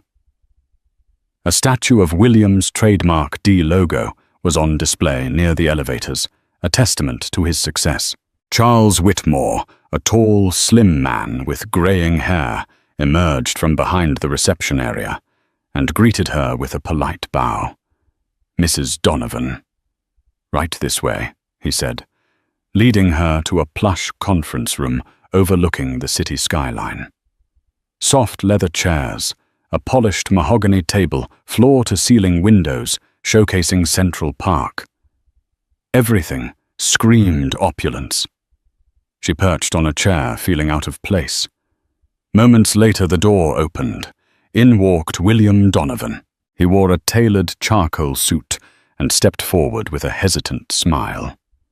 Sarah's throat constricted at the sight of him. He looked the same, yet different, older, more confident. She stood instinctively, placing a protective hand on her abdomen. If he noticed her rounded belly, he didn't show any immediate reaction. "Sarah," he said quietly, as though testing the word. He paused, his eyes flicking to her stomach, then back to her face. "Thank you for coming. I didn't realize you were, are you?" She inhaled sharply. "Pregnant," she finished. "Yes. For nearly 6 months." A fleeting expression of shock, maybe guilt, flashed in his eyes. "I didn't know," he said. You didn't tell me." Anger boiled in her. "I tried. You cut all contact. You walked out. And..." Her voice trembled. She clenched her fists. "You were too busy with your empire to pick up the phone." He exhaled, looking pained. "I'm sorry. I truly am." He sank into the chair opposite her, rubbing his temples. "I messed up. I realize that now. I've been going through a lot, but it's no excuse." She eyed him warily, uncertain if this was genuine remorse or a performance. "So why am I here? Did you need me to sign divorce papers? Is that it?" William shook his head vigorously. No. That's not it at all." He looked at Charles, who stepped forward, clearing his throat. "Mr. Donovan asked me to assist in drafting an arrangement to provide you with financial support, enough to cover all prenatal care, childbirth expenses, and living costs. In addition, there's a trust fund he'd like to establish for the child." Sarah felt a wave of conflicting emotions, relief that there was some practical solution, indignation that he thought money alone could fix everything, and a flicker of hope. "What about us?" she asked, voice barely above a whisper. "Our marriage?" William gazed at her, eyes clouded. "I want to help you. And our child. I know I can't change the past, but I can at least do right by you now." He hesitated, swallowing hard. "As for us, Sarah, I can't pretend I haven't caused terrible damage. I don't expect you to forgive me instantly." But maybe with time, she wasn't sure how to respond. It felt like they were strangers. She realized she was trembling. "He's acknowledging the child," she told herself. That was step 1. Charles laid out documents referencing monthly allowances, coverage for medical bills, etc. The amounts were staggering. Sarah had never seen such figures. She could live comfortably, rent an apartment, and never worry about basic needs again. But guilt gnawed at her. Should she accept this? She eyed William, her voice wavering. "Why now?" she asked. "Why not?" Before William's face was taut. "When I saw you disappeared from our condo and heard rumors you were struggling, I tried to locate you, but I was overwhelmed with expansions, new deals. then the pandemic of responsibilities. I kept putting it off. He inhaled, pained. That was wrong. I realized I couldn't move forward, knowing you might be suffering. You deserved better. Damn right I did, Sarah muttered, tears burning her eyes. She glanced at the legal documents. They were a band-aid solution. Maybe it was an answer for the baby. Yet a single question lingered. Could William Donovan possibly be part of my life again? She didn't sign anything that day, telling Charles she needed time to think. William offered to call her a car, but she declined, wanting to walk back to the shelter to clear her head. He handed her a card with his personal cell number, the only item that felt remotely intimate. She left the grand building uncertain whether she was stepping toward salvation or heartbreak. That evening, Sarah returned to the shelter in a daze. She found Rebecca in the kitchen, dishing out bowls of soup to the residents. Feeling the weight of the day pressing down on her, Sarah pulled Rebecca aside and recounted the surreal encounter with William Donovan. She showed her the paperwork, baffling sums of money that could turn her life around. That's... wow, Rebecca breathed, flipping through the pages. I've never seen so many zeros on a support agreement. She paused. So what are you going to do? Sarah sighed, sinking into a chair. I don't know. Part of me feels like taking this money is the only logical choice. The baby deserves a stable life, not a mother stuck in a shelter. But another part, she rubbed her belly. I'm scared he's just trying to buy off his conscience. If I sign, do I lose my dignity? Rebecca placed a gentle hand on Sarah's shoulder. It's not about dignity, Sarah. It's about providing for your child and yourself. You've sacrificed so much. You deserve some security. That doesn't mean you have to let him back in your life unless you want to. Those words calmed Sarah slightly, but her mind remained unsettled. She recalled her once blazing love with William, how they'd giggle over cheap pizza late at night, how she'd fallen asleep on his shoulder while he read his code aloud. Is that man still in there, beneath the polished millionaire facade, she wondered. A part of her yearned for closure or even a chance at reconciliation. But the hurt was fresh, the betrayal still raw. The baby's well-being, however, was paramount.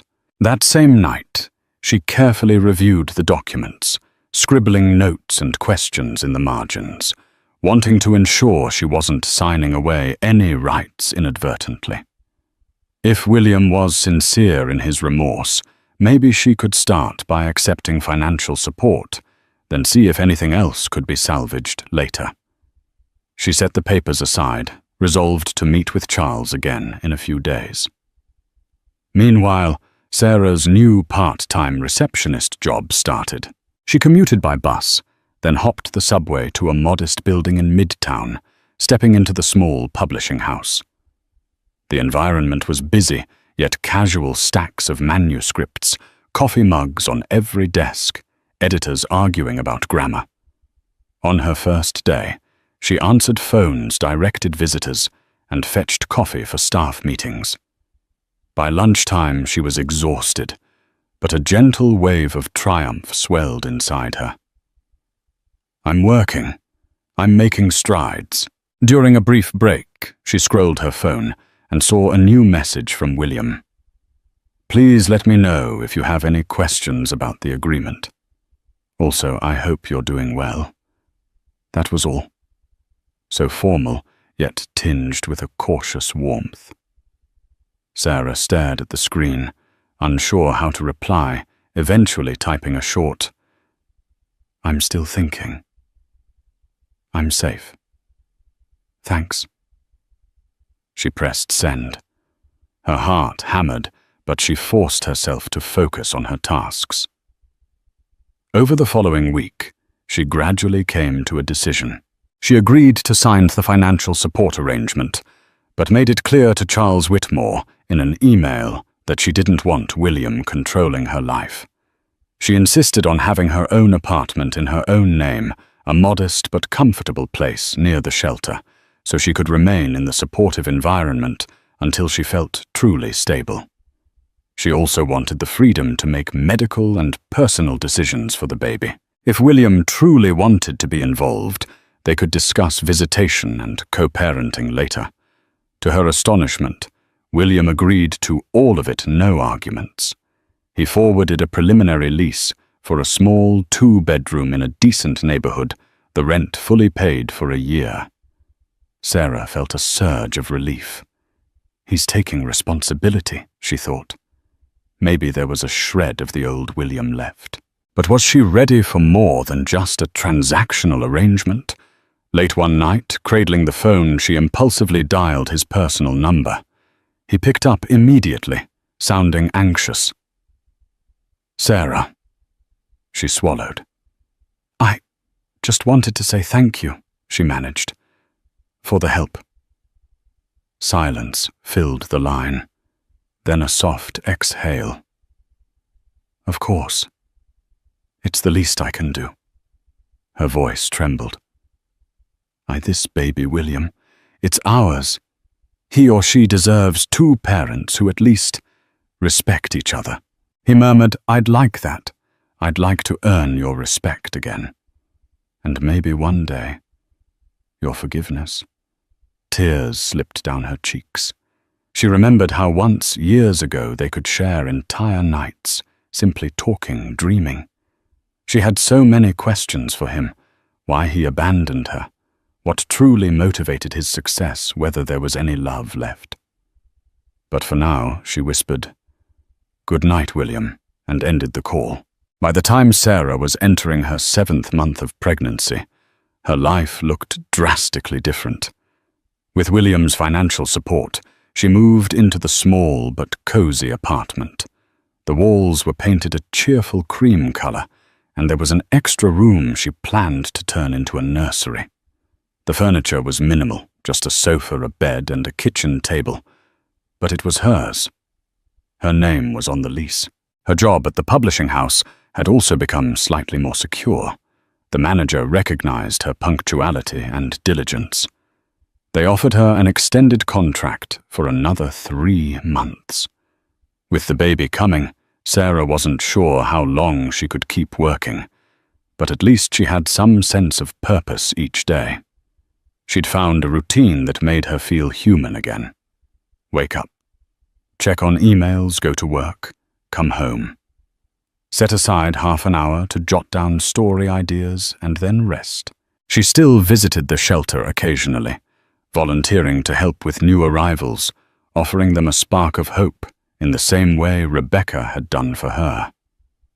One chilly afternoon, Sarah heard a knock on her apartment door.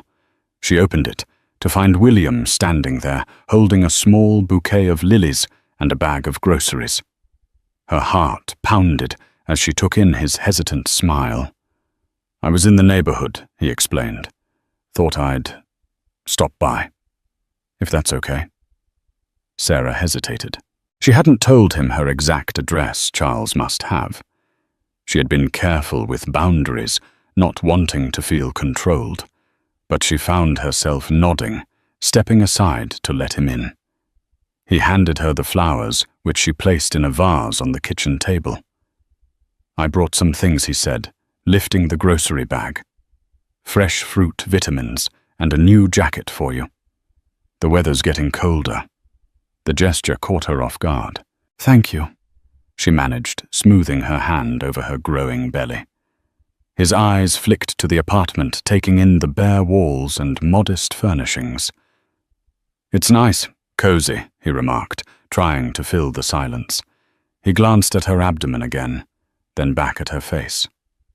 "May I ask, do you know the baby's gender?" She shook her head. "I want it to be a surprise," she said softly. "That's wonderful." William looked down, fiddling with the bag. Finally, he exhaled. "Sarah, I know showing up like this might be too forward. I'm trying to respect your space, but I'd also like to be more involved. I want to help with the doctor appointments, the nursery, anything you need."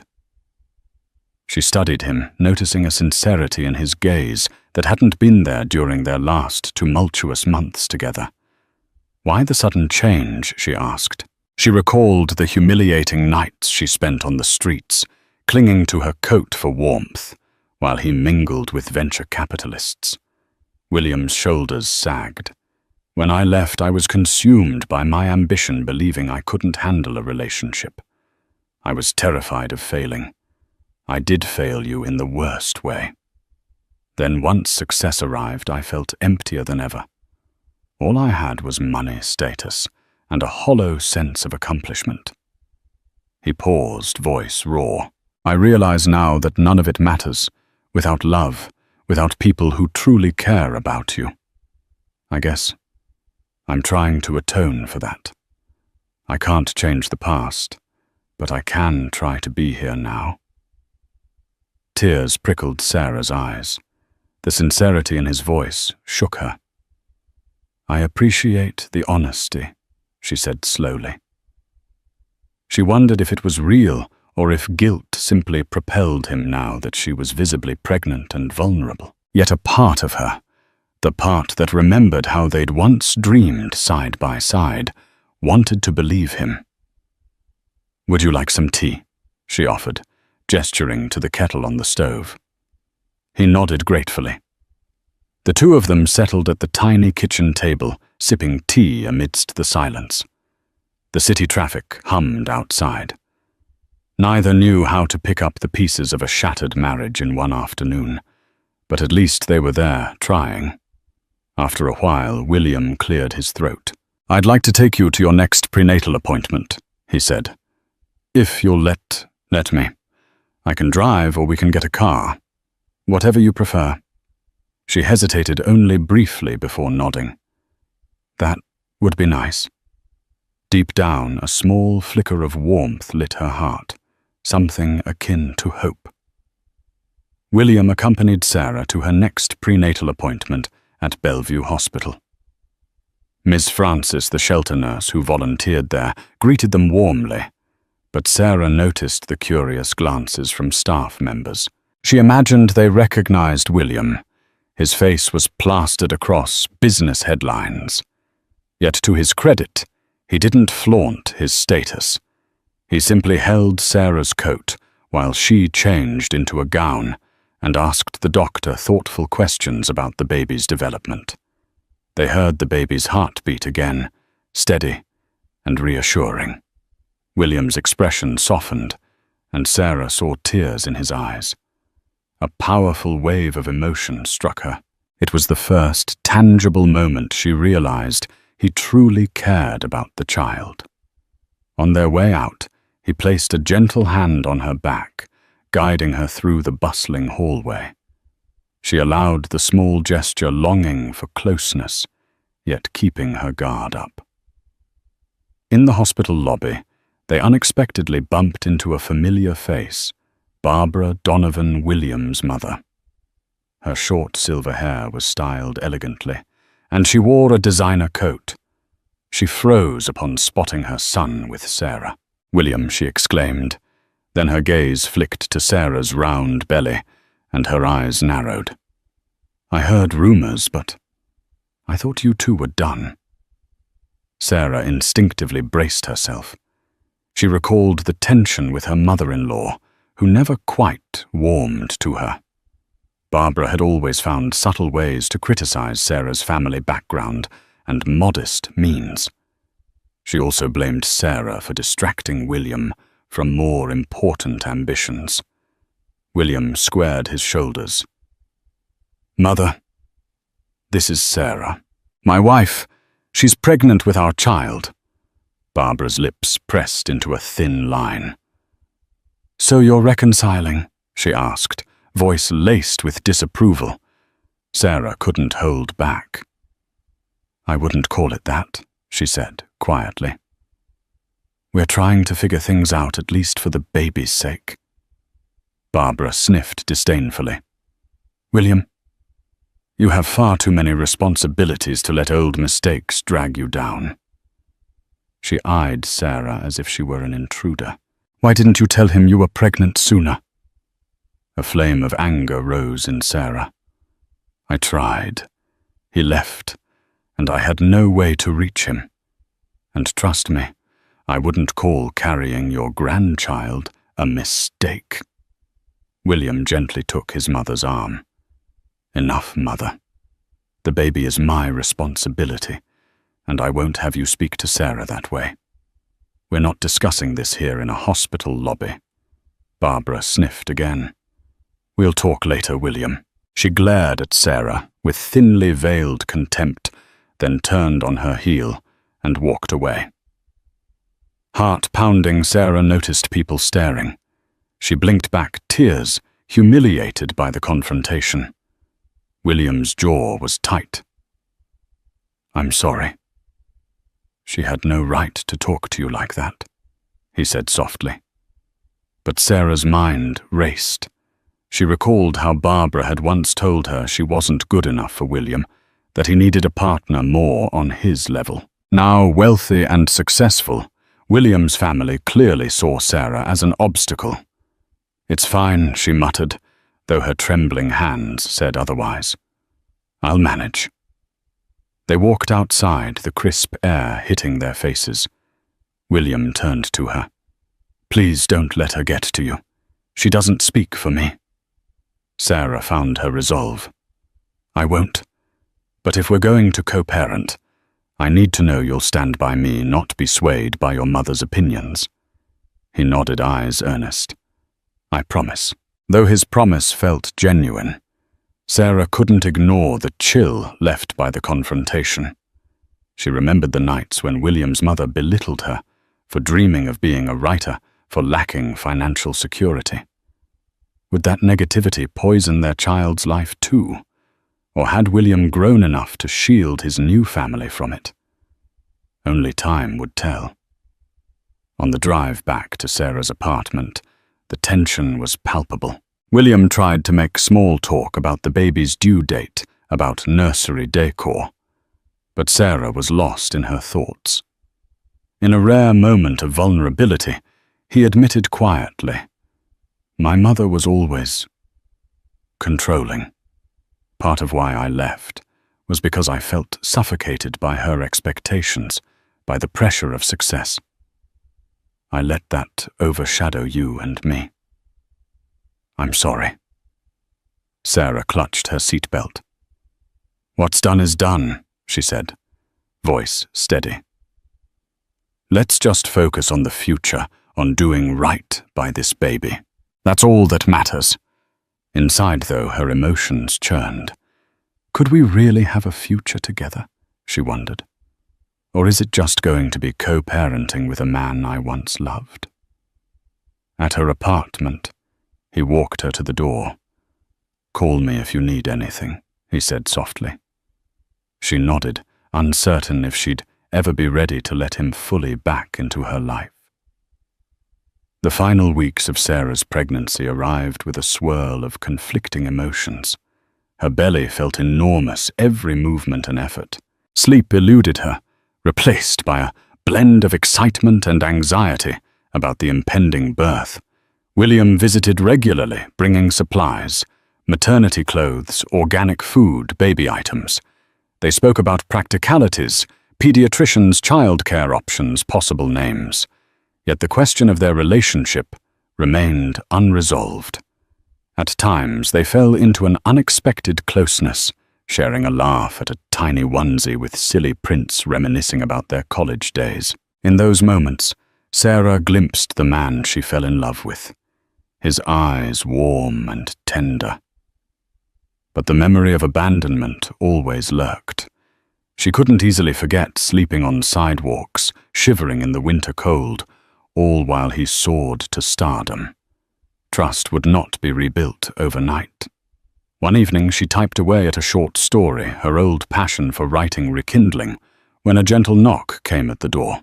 She opened it to find William in casual clothes holding a large container of homemade soup. "You mentioned in passing that you craved chicken soup," he said, smiling sheepishly. "I asked my personal chef to make a batch." "Don't worry, I didn't cook it myself. That would be disastrous." Sarah's laughter slipped out before she could stop it. "Thank you. That's thoughtful." He set the container down, noticing her manuscript drafts scattered across the table. "Are you writing again?" She blushed, nodding. "Just trying to get the creative juices flowing. Something for me, you know, to find myself again." He asked if he could read a snippet. She hesitated, then allowed him.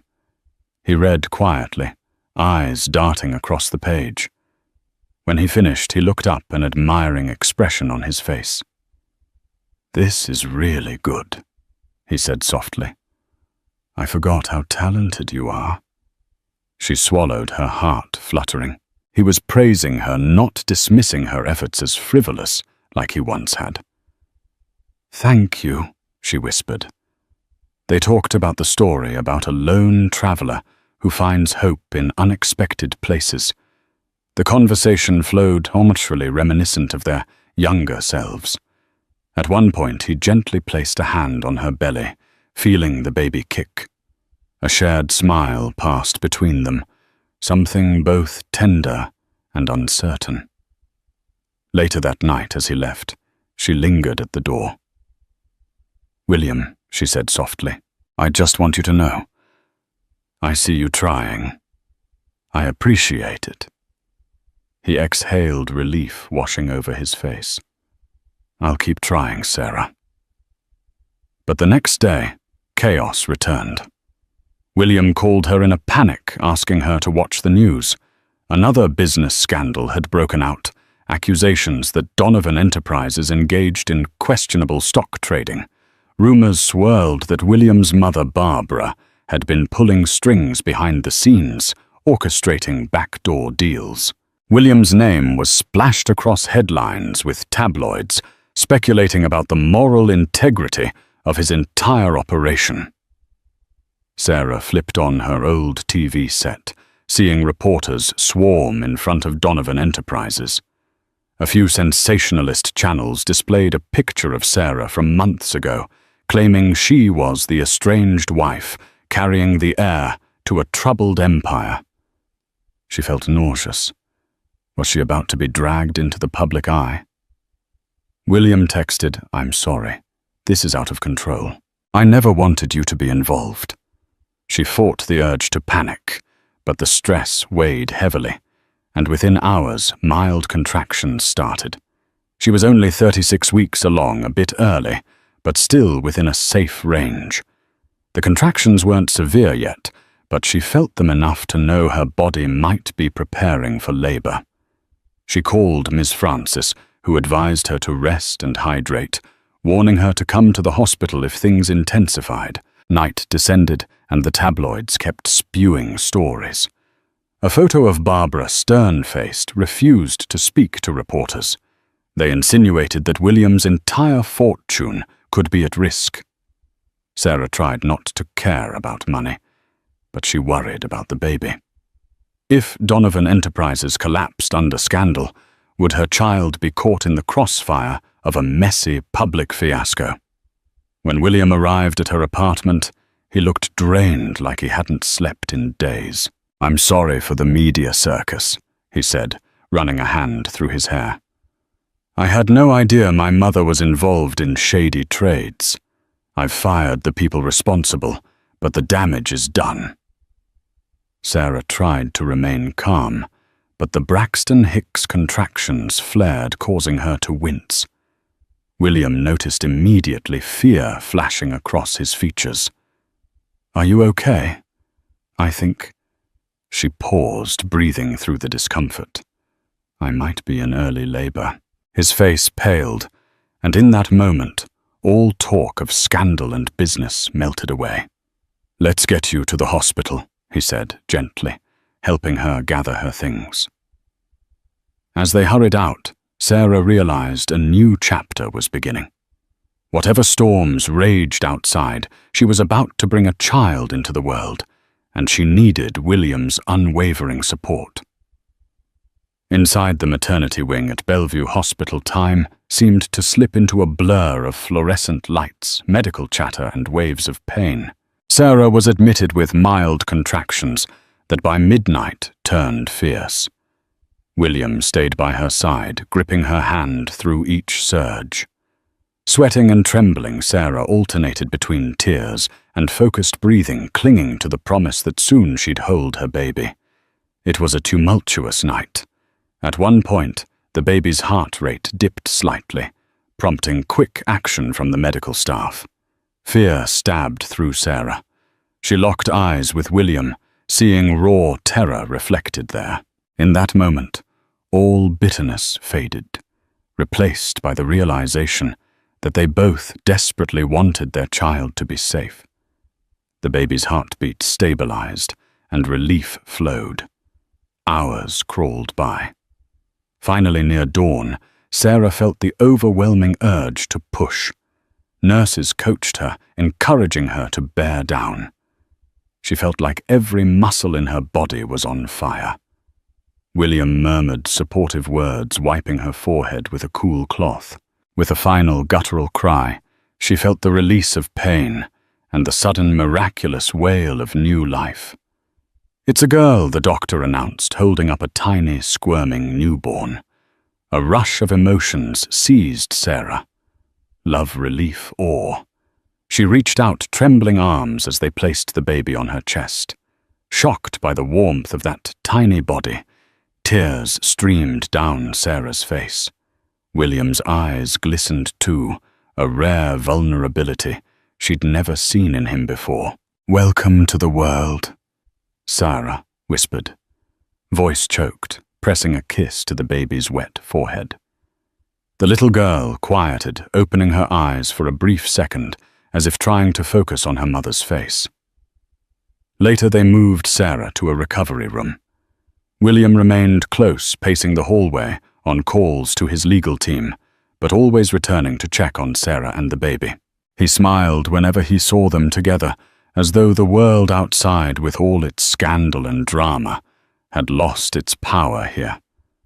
Barbara tried to visit, but Sarah requested only William and the medical staff be allowed in. She wasn't ready to confront her mother-in-law. Not yet. Meanwhile, word arrived that the scandal at Donovan Enterprises was being resolved. William had stepped forward, taking responsibility for corporate oversight lapses and cooperating with regulators. He was determined to repair the damage rather than hide. 2 days passed in the hospital, a whirlwind of feeding diaper changes and exhausted naps. Sarah watched William hold their daughter, marveling at how gently he cradled her. They hadn't formally picked a name. Sarah had half a dozen favorites. While gazing into her daughter's round, curious eyes, she decided on Hope. It felt fitting. This tiny baby was the embodiment of new beginnings. When discharge day came, William insisted on driving them to Sarah's apartment. He carefully carried the car seat, setting it up by the living room couch. Sarah gently unbuckled Hope, lifting her close. For a moment, they stood together in the quiet apartment, the hush broken only by soft baby sighs. "I want to make a pledge," William said, voice low. "To be here for you and Hope, always. I know I can't erase the past, but I swear I'll do everything in my power to make our future better." Sarah gazed at him, then at Hope. Her heart brimmed with a kaleidoscope of emotions: uncertainty, gratitude, a cautious desire to heal. "It won't be easy," she murmured. "We have a lot to work through, but I'd like to try." He exhaled relief, flooding his features. "We'll go at your pace. Whatever you need." She nodded, tears glimmering. Over his shoulder, she saw a reflection in the window herself, William and Hope in his arms forming a fragile family portrait. Perhaps fate had brought them full circle. The child they created now bound them with a love that neither betrayal nor success could sever. For weeks they navigated those uncharted waters. William balanced corporate responsibilities with fatherhood, often losing track of time as he admired his sleeping daughter. Sarah slowly let her guard down, recognizing that while forgiveness would be a journey, she didn't have to walk it alone anymore. Each day, she felt stronger. Each day, baby Hope grew a reminder that life could emerge triumphant, even from heartbreak. Whether or not Sarah and William's relationship would fully mend remained to be seen. But for the first time, she believed in second chances. In a world as unpredictable as theirs, one truth shone clear. Love, when nurtured, can heal even the deepest wounds. And so from the frigid sidewalks of homelessness to the gentle warmth of a newfound family, Sarah and William's story shows that life rarely unfolds as expected, but hope can spark miracles. Their journey reminds us that every hardship carries the seed of possibility, and every broken bond can mend with genuine remorse, forgiveness, and perseverance. Thank you for joining me in this emotional roller coaster of heartache, redemption, and rebirth. If this story moved you, if you felt Sarah's struggles and found inspiration in her resilience, please take a moment to like, share, and subscribe to this channel. Your support ensures we can continue creating dramatic, heartfelt stories that spark conversations and spread hope. Comment below. What part of Sarah and William's journey resonated with you the most? Share your thoughts, and let's keep the conversation going. Together we celebrate love's power to heal no matter how broken the path once seemed.